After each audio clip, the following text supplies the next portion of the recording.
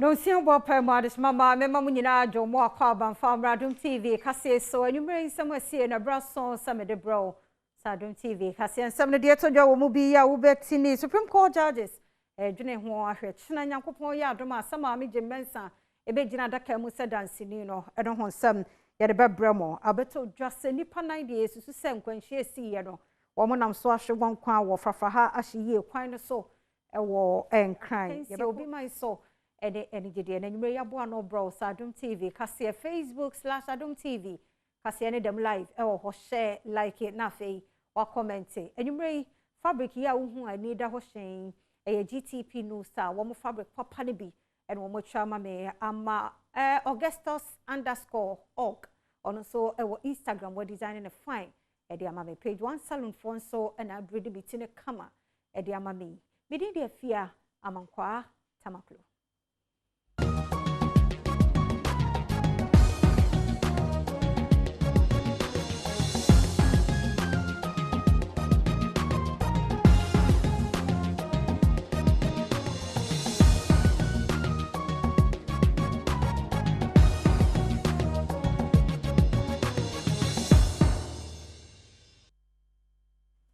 Mwakwa medase so Adom TV Cassia Feje Brenity said and something chemo ankasa etie na electoral commissioner chairperson or tie Mami Jane Mensa na ye di ne ho enkomo ene anobaba ye no ekoso e ma afani nyina ye nei ensema ekoso e wo court no bia de ne de no so e ba ye wi akire no ankwa nkosi hwe mpanimfo anase pia mpanimfo a wo mote adwamo no aye ne se wo chena sade pa bi tie na nkwa wo ye mu a and on bedroom home, some Mammy Jemensa Bejina Daka Maya Dancini, and I said to say, Adom TV Amani Boni, Kojomensa Brampa, etwaso.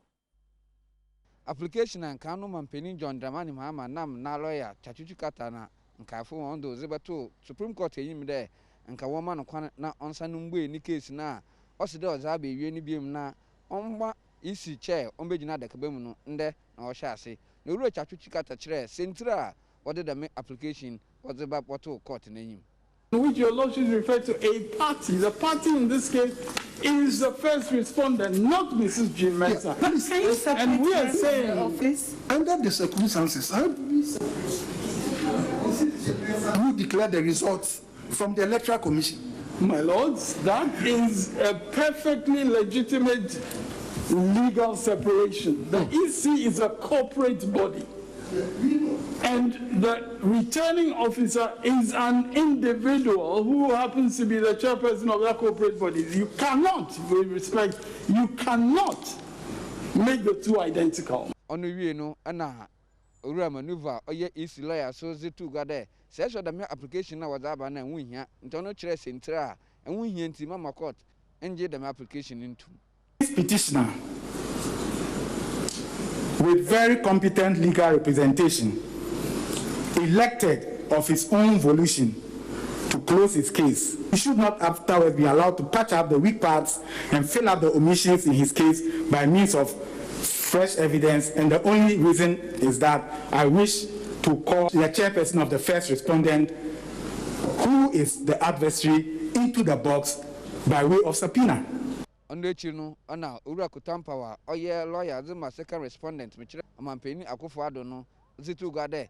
And also on June to me there, the main application now, Ura Mahama, Nam, no lawyer for the Wazabano, 1 June to. Counsel for the petitioner and the petitioner cannot say that they did not have an inkling of an idea that this was a possible approach that the respondents would adopt. First, because it is a process that is available in any trial for defendant. Obiarabo no nkrowie no echi no na ajaje fo no zetu goda yam ya do ma ochina na obetena ase na wa hwe za obiara ka no na wo ze no hu muaye wazaba. This petition is hereby adjourned to tomorrow, that is Tuesday, the 16th of February 2021 at 10 o'clock. Nambom obiara nhwe da za wozinkan asha wonda wanya no wabaye. Oba Jane Mensa emra bia ni hono ma ehye ne keten se agiso obegina adaka mu no akasa. Enu nti ni court de enya ade a saa asɛm a ɛyɛ kodubɔfoɔ no ɛpɛ no ɔmbɛfofa so ɛno nti sɛ nei ɔmo saa ɛma kwan biem sɛ yɛnkɔ wɔyɛ asɛm n'ani ne yɛnsa mfa tumi ma wo sɛ yɛmfa ahoma nsɔ ma me gyen mɛnsa kɔn na ɔmbɛgyina adaka yi mu na ɔnka n'ano asɛm a ɔnyi nni sɛ asɛm a yɛaya no kaeɛ no ana yɛsae de yɛano ɛsa akɔ akɔfa ne asɛ tiatia so sɛ ne yɛkaeɛ yɛboa sisi a deɛ ɔba pa gye mɛnsa ɔbɛtumi abɛgyina kɔɔto mu abusuafoɔ asɛm sɛbɛ yɛn nyinaa yɛnte aseɛ sɛ the court no can say a party cannot be compelled to give evidence. No? It doesn't apply to Jean Mensah because Jean Mensah is not a party. Jean Mensah, you're on my son for. She is a public officer entrusted with a constitutional duty. Ya to abewe, ono ne hwe abato no so, ono ne boboye, esunsunsun so boboye, ono ne de ne sa hye amana yemra. Na emra ma ho kwan se utimi supina no, utimi hye no, e ma ne bedi andanse. Kojo Mensah Abrampa na manzebo. Yɛnto akaseɛ no so na wɔyi araho samwa asie nkwanhyia sie wɔ frafraha ahye kwan no so ewi akyire mpanifo so so sɛ nipa 9 deɛ ɔmo nam so ahwɛ wɔn nkwa Adom TV kaseɛ ɛdeba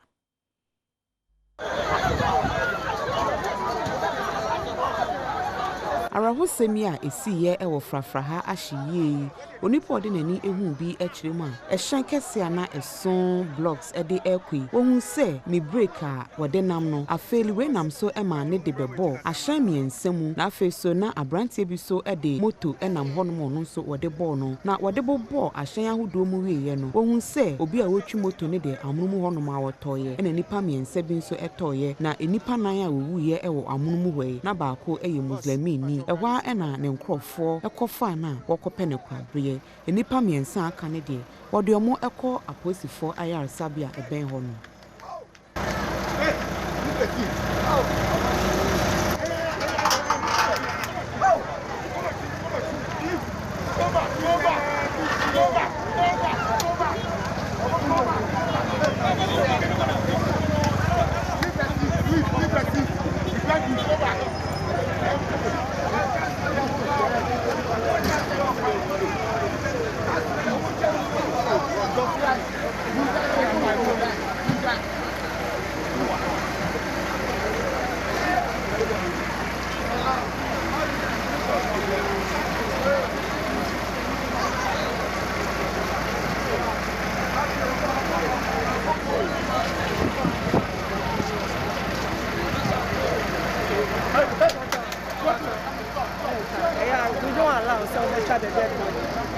I don't go close to No. They will just block the visual.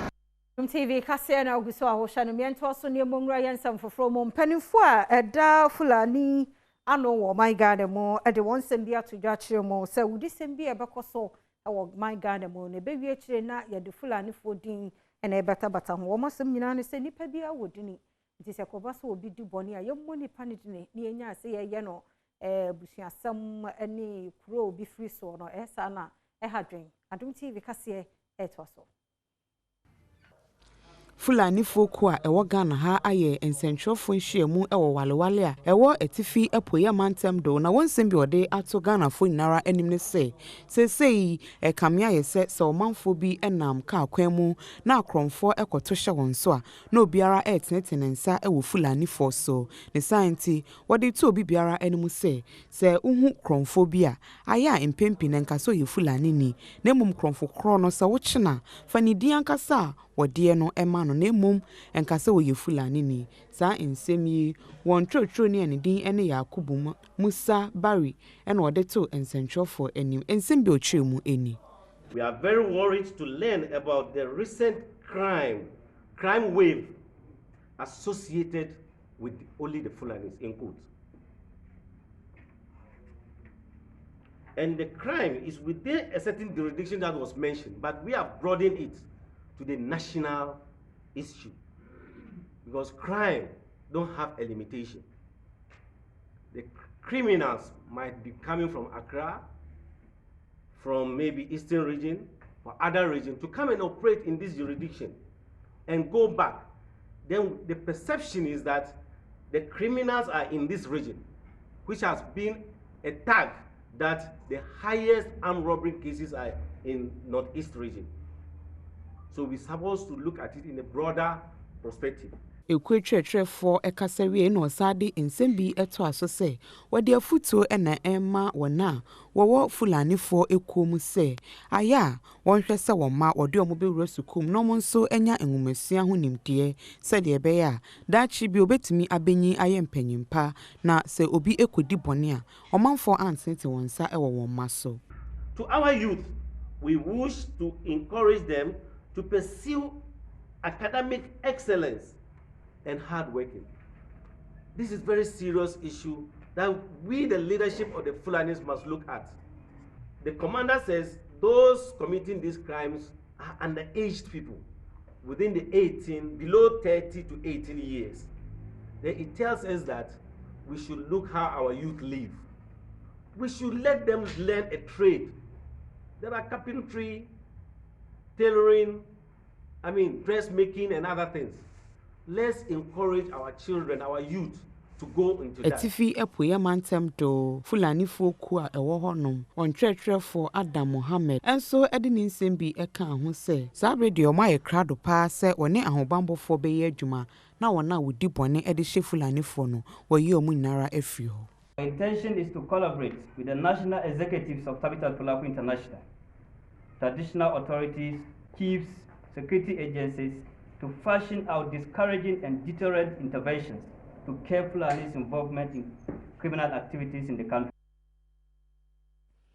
Adom TV Kasiana Uguswa, Ocean Metun Kreyaban, some of the Akachi Dawson Yaba, Evertosso.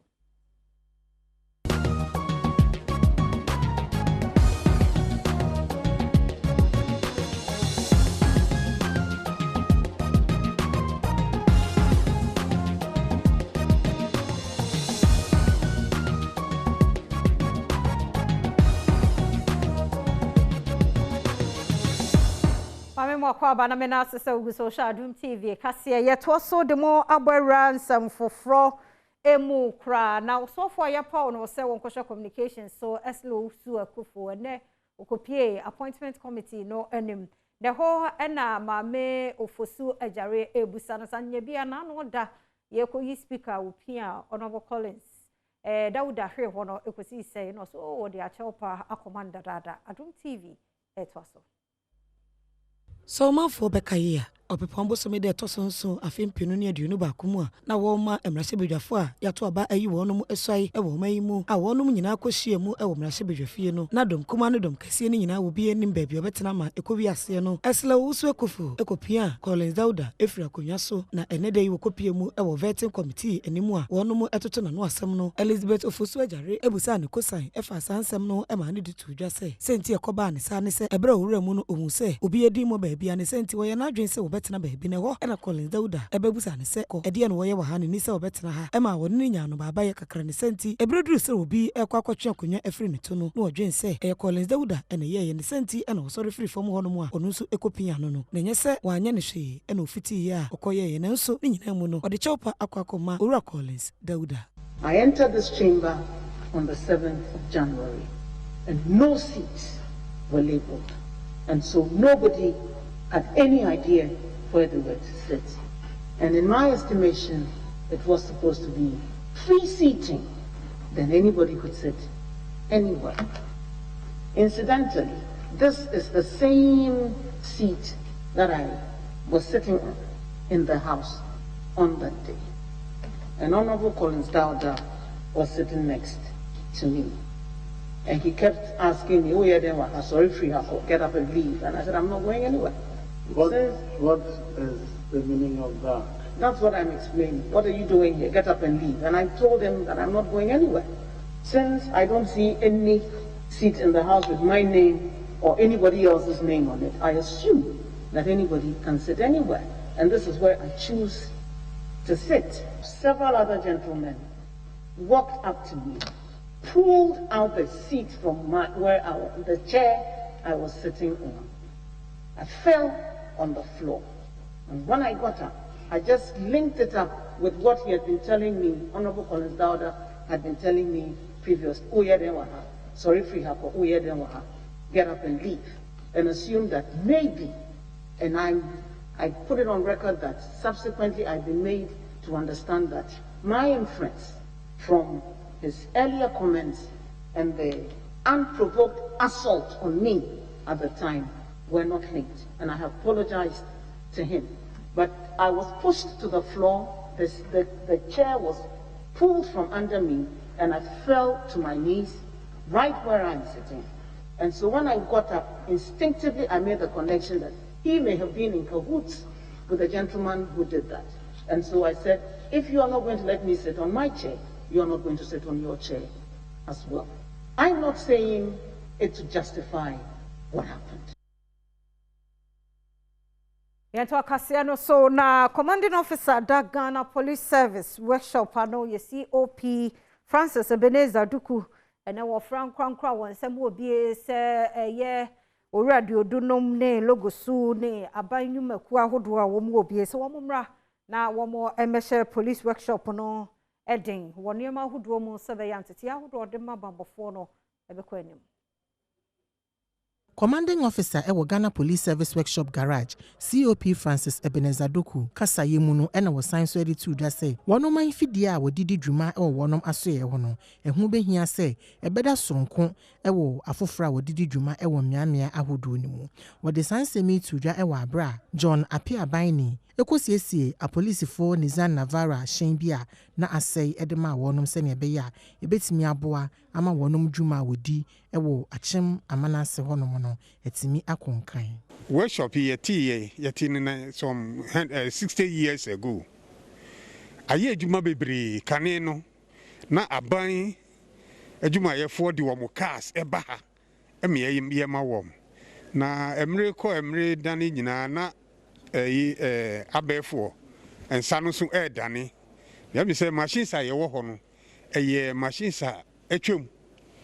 Se cars eba no the technology no nye de na ewo ho tete no. Enti ye bompa he se afia ye wuramu yi de da ye ne mu yi. Ye betimi atoto mfidi a ekọ anim kakra. Machines a ye hia titru no eye forklift. Ye hia diagnostic machine. Ye hia spraying booth. Ye hia organizing equipment. Any niama be tinkiti bia ebetimi am epeja adwuma no. Yaka we no. Wo di machine ba wo se omo a be ye hu adwuma no so no. Ye training worm. Enti ye besre se obi a aka na koma bia no. Omra no meboa police workshop. Enu akiri ena John Apia Baini so efa sa akwanya no so ede adesrede to ankrankre adwumaku enhya abanyase ene adwumaku ahodo nyina enim se wonom mmoa enso police station sa ahodo a wonom mantamu no asene. Approach for you very friendly. Uba wo ha se de wo mbagi wani ni ade te mesremi nuan mo betumi aboa so bia ntwe nani mra ha no meboa approach for no mo so adwuma enkoso se procession wo kurom na se wo so betumi aboa oba ombabua na okuro mu nso wanya card ama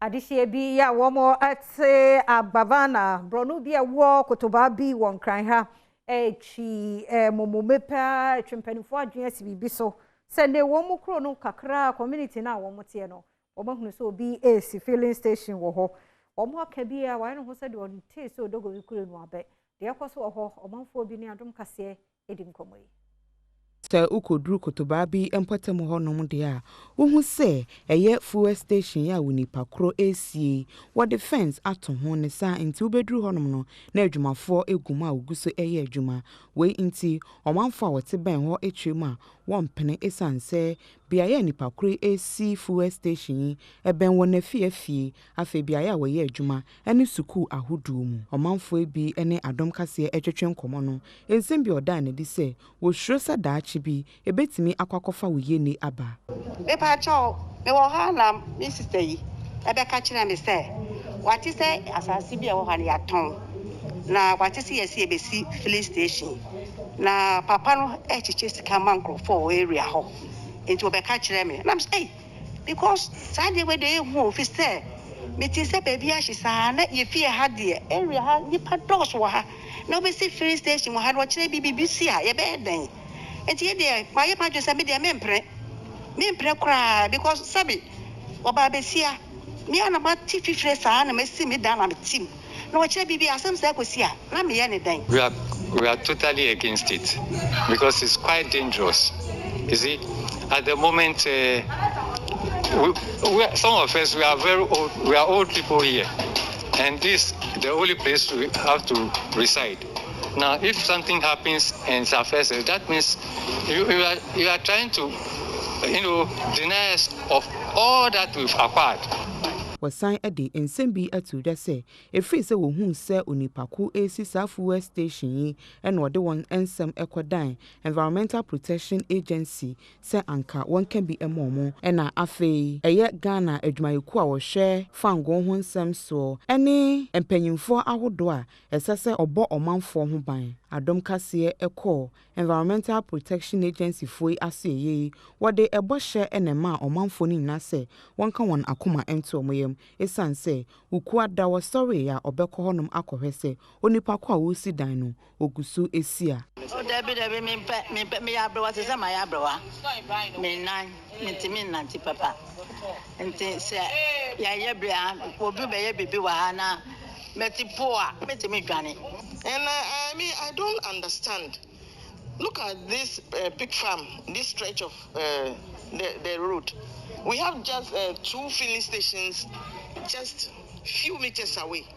What's the necessity coming to create another one here? It's so dangerous. We know the issues that have happened in the past.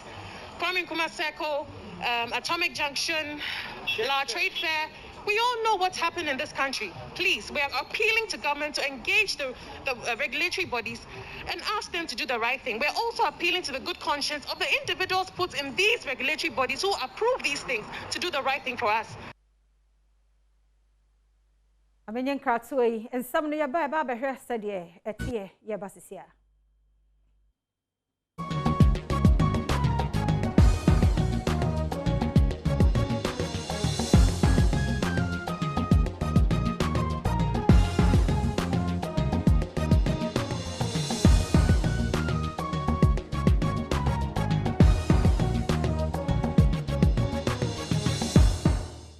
Sepa so go social Adom TV kase de adu so no ya apomudimo ensam na ya me kase PZ Cousins Ghana won ye nyame so ade won so edwana ye ne won die no kakra na won enya no won abobo no ama enya sika 250,000 Ghana cedis amene wode akọ kolebu emia ahodo enkoda kokram ha won no ewo ama ye de akoma won se yenye Yemfa ensho womonye no nko a wo de wo product ni bi so eka won ho a Adom TV kase etwaso Mary Ann Boateng eneye PZ Cousins Ghana Limited wonum category manager personal care na wade to yamani boni enimu se yenti a wonum ekọ kolebu aban ayaresabie kokoye enkoda no adoye ni nyina ejina se ohun ne se beboa ama enkoda wonum ewo cancer woda pediatric unit wonom no won ho etimi ato wontem wache mu se afie etwa mu no na adwumakuo no eda wonum social corporate responsibility program bi dia wotaye ejina so nyina ne se wade beboa enkoda wonum enya cancer wo kolebu aban Inti November 20th, 2020, PZ Cousins decided say Camel brand, Camel antiseptic no. Ye per se ye de boa, senya Ghana for boa yen. Ye per se ye so ye de bi Ghana for. Inti ye decided say ye be campaign, na campaign no ye friend no because we care. Sa campaign we no. CSR corporate social responsibility send ye be give it back to society nti ye address say Camel antiseptic bia obia beto bia no ye be yi hu 20 pesos e de ato ho ama childhood cancer unit e wo kolebu abo ankola na omo yare e wo omo cancers e wo kolebu no nti enu nti na ye wo ha ende no ye wo ha promise na ye mayen ye baby diso enintina ene ye buy Joyce Opon AEC and Chief Nursing Officer ewo Child Health Department na wonu ene ogina ayaresabia ne nemu ejesa eneme edifi PZ fo yi honomo ono so ede nsem bi eto yamane boni no ne can say asida na ede be ma on de chese emre ya ye wo mienum se nyemre pa na yare nso aben infection kohoro nsa ene wo so ntina beboa mo ahohoro ne nsa ye be kiro nso ya kyenkola nsa ne ya one ahohoro ne nsa wo ntina we na aba na ebe protect one more infection prevention Beka infection prevention se ne be a ebedi en ho ni ade nti we no eye moa pa kasa pieces to no ye damase obi a bibida na koma se obeba be moa wa ha no omra na omeboan if it's an internet kasa ne se kokram kola kokram no any health insurance so nti se aboafo ye nya aboafo no mehwe na ye nkwala na ye ba no so no ebetimi asaw no yare. So from PZ Cousins team, we have myself. My name is Marianne Barton. I was yento aso wa gudi nsemo some of the doors of pay ye se fata sa otie ba kete we senya do duru rabia she papa bi enye sope Sergio mi producer kejuwa nkasani Erica Siedu Bori ya shase the national teams na catch the Black Stars of Ghana and Cheye and asikia kono dem ranti adua samienu edi beto dwasa omo she campaign ase ne emu aduenu nsia she campaign ase a na nya sam keto akremu nchemu ne ene dai ne players ahodo a yato nsa frɛ wɔnom so mo ko hya hosisi ase efama Black Stars no omo ko pie bia ya omo ko ba omo ho adwa no na omo ko pie mu ho no omo san so de omo nyi kira go prama so a omo ko hya se etenten mapom emrante aduasa mienu a yato nsa frɛ wɔnom no emu nsia ya omo ya sante kotoko players de empinifo se omo ntonko so ne omo boboko ni sesi omo ho ntwen CAF Confederation Cup ade wo yimu akansi a na wotwe wieye omo no certif ebeboso ewo Algeria no ne se anti nipa duonu nsia ena da edikan no CK akono ene omo sesi omo ho a mo hwe ne mu se ekina na ho sesi na ato akoso.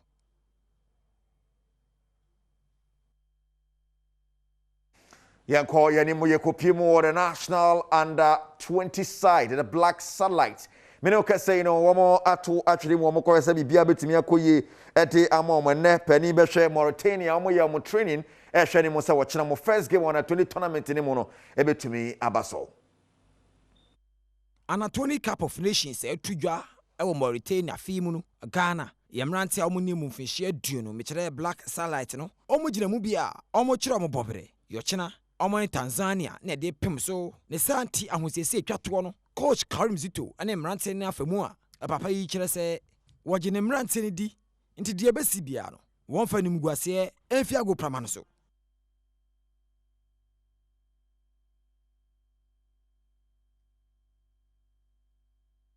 enti match no aya ochina 4 p.m. Shannon Sosa efam yekopi mu Accra Great Olympics omo kachi coach Anawoka wababe piemo oyare kakra no call off wasan board nsama ba se anya grown Olympics edi omo league no ena mpesa omo je ye adwuma na boteda ye niso every time league no ever starts in say Olympics between me boteda me na niamita kan ni say ye be we league no between first and fifth year ese Olympics ewo mu nti se enyame penso na a chance anso a me dia sida we ma onu nyankopon no nti ye nya se ba be bia hwe ye ba ni abeye na ayefe na mama nyina hu se Olympics aye emu ayede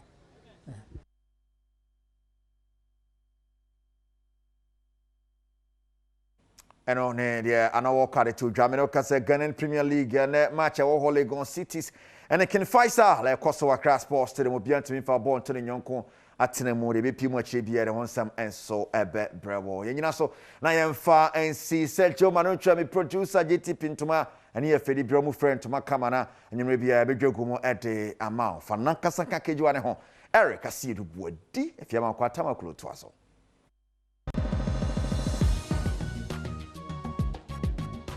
Paba yada se sa wo Adom TV kase ye boy ransom foforo emu nananom ne mpanimfo a waachim kusi wo denchembo mansini mu e wo poye mantemu nso ede akwantempon mienu bi ato e wo achim kusi ato kanemra hye bedwani ya no wa akwatia mercy adujamfi adodo na frɛ no amase e wo ne tu ho ache ene nsi yo ene adwumaden a oyeye e wo kro no Ebra wonum ede abasobodi adwumadie ne ehyehye so ede abasobodi sonko ema Mesiedu Jamfi a wonum etai friend amase ya kanibi na woye mrahye bedwani a wogina ma wonum wo akwatia abato mpesua so no ena wo hene a owo achim kusi Nana Ntiamoa Kwesi Buadum ya wotoso mienu editu da say etu ho ache ya maami edidi dwuma ebo a ema wonom ewo mpeso no so ene amiamia etwa ho ahia nti na ma wonom edisa dwuma na wode saa basobode sonko no ama no. From the social intervention. Social intervention no we oha maami di nipo bebre mai wa ha bebre abisua adwuma. What you need to talk to say machines. Motivation hairdressing machine.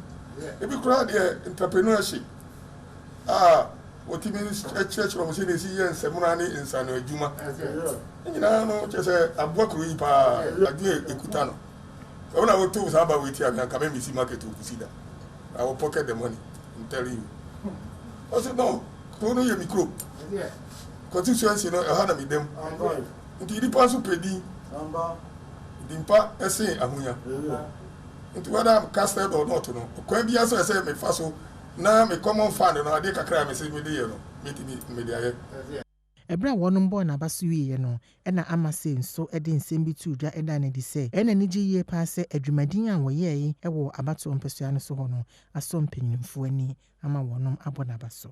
Mani ajepa ama me ehu se wiase onipa bi anwuma edi nachi ewo wiase. Se mra kusi hin frɛ me a ɔde saa asɛm no to m'anim no ehu dwire me na ma me hu sɛ ampa saa asetena pa me ne de nkyembo district etena ye no ɔmokae nti ɛyɛ me anije kɛse de me ka kyerɛ ɔmo sɛ gidie ne arɛhyɛmu omunya ɔme ho no ɔmonkoso a no munya omimu na me ni omuhwa moda me ntwe me hu so mfiri ɔmo ho sɛ na me nya mpintimi kwatena nkran na meyi mani afi akwatia me ne ɔmo tena henne kɔpem mre biara ya me nsɛm enuma pa ma hyase no sɛ nne na me nya mpia me mfiri aban mu maban wɔ so ye jana so na kase na oyɛ de asi na ye kɔ de ade asam obi ne de bie na ye new super student entwitwi yɛse na ne yɛdidi ne the whole day na nyi ne nyina mfiri wɔ sɛ bɛ ya kaka how me did afia man kwa tamaklo ye do biase